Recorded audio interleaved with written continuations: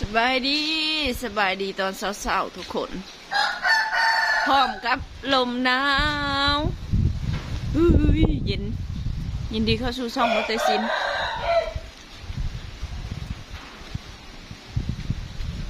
มาทุกคนเลยเมื่อคืนนี้ลมก็ลมมาแซวว่าโอ้ช่างกระสีเหือนเจ้าแม่หยักถึงเลยเมื่อคืนลมเนาะลึกโธ่พายุลมอะไรทางกระซีกับเจ้าสิไปอยู่มาใส่เขาอะไรลึกว่าลมเนาะนี่น่ะเบิ่งปลายไม้ก็หูเลยทุกคนลมแห้งก็แถวว่านี่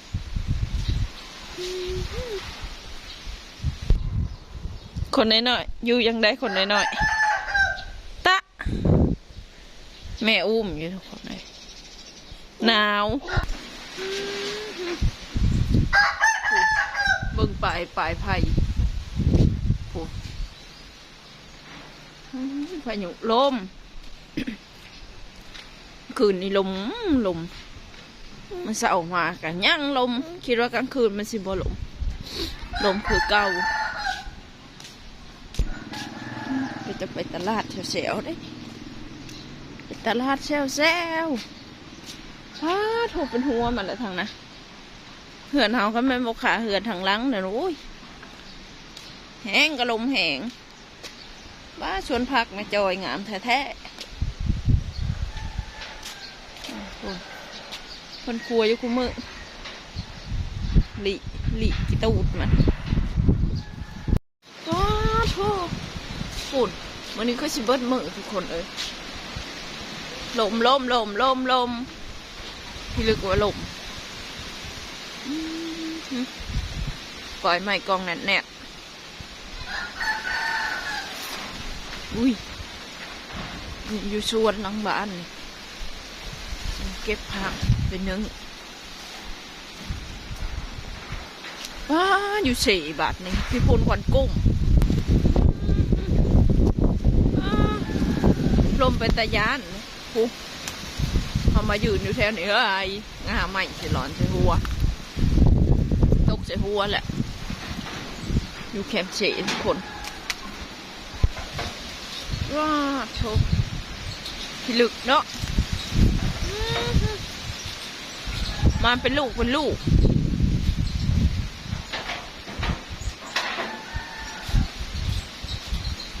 อยู่น้ำเสียเห็นกับอันนะว้าโถอยู่ล่างบ้านแน่นี่ทุกคนเลยแหนมเห็นนะขาวๆน้ำเสียเลยว้ายมันลมเอามายืนอยู่ในลมเฮ้ยมันสิพัดทำไปแล้วคุณมันมาเป็นบาทป้ากล้วยจนฮัก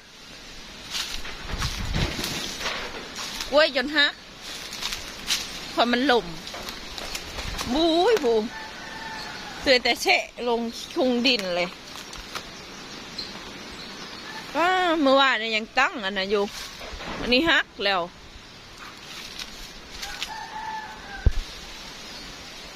หล่มพี่เจ้าตายานเมื่อคืนเอาอยู่ตึงตังสังกะสีเหือนลังนี้แล้ว10 ผลเก็บผักก่อนทุกคนผักตำนินอยู่ชวนหลังบ้านเลยจะเอาเป็นนึ่งใส่ป้าโทรลงมาแล้วพี่ลึกอุ้ย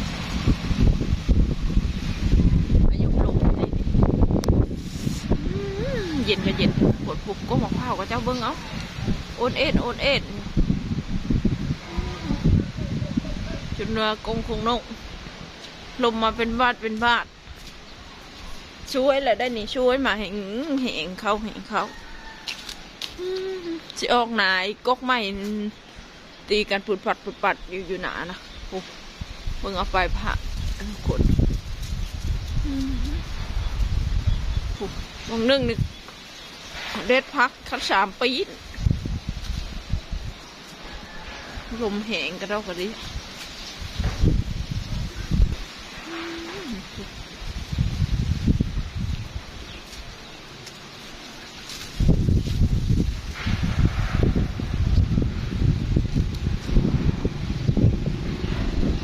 พี่ลึก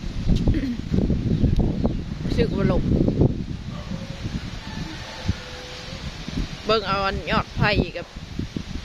แจ็คเลยทุกคนพูหรือว่าลมบ้านมาแล้วนู่นใบตองกล้วยซอยหมดแล้วเนาะเพื่อนปลก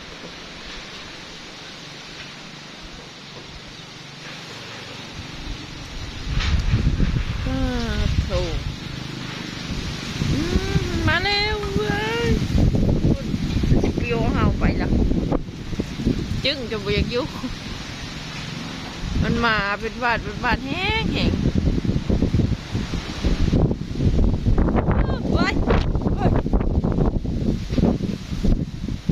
โอ้ยล้างไปจักยากรูมหลุม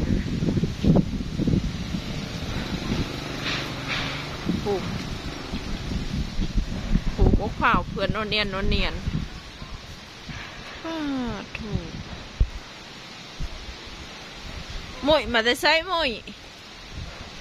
มาแต่ไซขี่รถมันบยักผัดจะไปผมบอก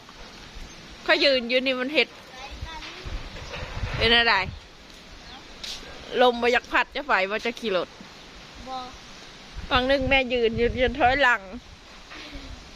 ลมมันมาเป็นหัวใหญ่ๆเหมาะความมันนาจนจบแล้วนะเธอกด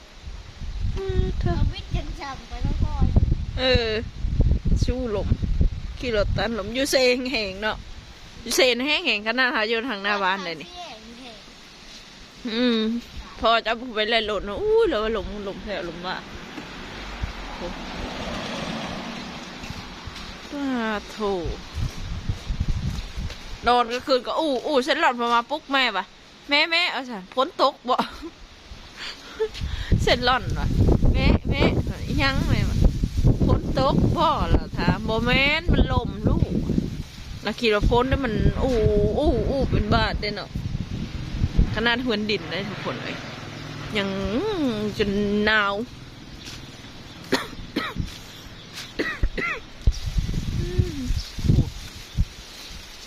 ขนาดแถวนี้เลยทางเซแห้งลมนะ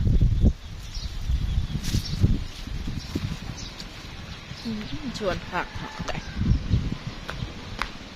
หญ้าเท้าลูกหญ้าคู่มือเพิ่นปลูกไว้ให้เราขู่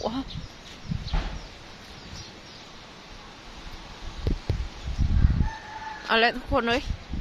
ที่ได้ลาทุกคนไปแหละพายุลมไปแต่ยัด